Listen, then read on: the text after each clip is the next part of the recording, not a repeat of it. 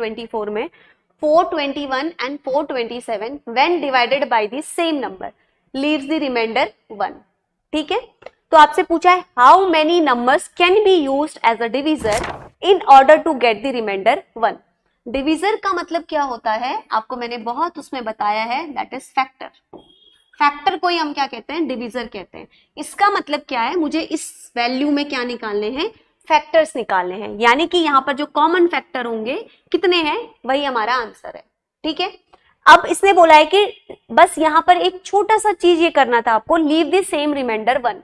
तो जो ये 1 है ना, बस इसको आपको सब्ट्रैक्ट कर देना था, क्योंकि वो लीव रिमाइंडर 1 कर रहा है. तो अगर मैं 421 और दूसरी वैल्यू क्या दी है मुझे 427 -1 करती हूँ तो it will be 420 and it will be 426. अब आपको बस इसके फैक्टर्स निकालने थे.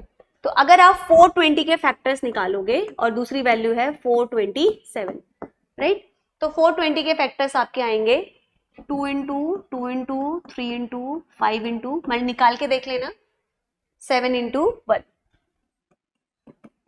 ऐसे ही अगर आप 427 के निकालोगे तो it will be 2 into 3 into 71 into 1. ठीक है, अब कॉमन फैक्टर्स क्या है, कॉमन फैक्टर्स क्या है, कॉमन फैक्टर्स अगर आप निकालते हो तो 2 है इसमें और यहां पर क्या है 3 है, तो कॉमन फैक्टर्स आपके क्या है 2 और 3 आए. ठीक है, अब आपसे यहां पर क्या पूछा है, इसने आपसे पूछा है कि हाउ मेनी नंबर्स, यानी कि इन दोनों के अलावा भी अगर कोई है तो वो भी आपको लिखना पड़ेगा. यहां पर भले नहीं आ रहा है बट इसने क्या पूछा है, how many numbers can be used, यानी कि मैक्स टू मैक्स कितने नंबर में यूज कर सकती हूँ वो मुझे बताना है. ठीक है, तो एक चीज आपने बहुत सिंपल पढ़ी होगी कि जो भी नंबर 6 से डिवाइड होता है, 6 से मल्टीपल होता है, वो 2 और 3 से भी होता है. तो इसका मतलब यहाँ पर मेरे 3 फैक्टर आंसर आएंगे, दैट इज 2, 3 और 6. ठीक है, 3 नंबर्स को हम एज एन डिविजर यूज कर सकते हैं. यहीं पे बस बच्चों ने गलती करी थी, सिर्फ 2 आंसर लेके.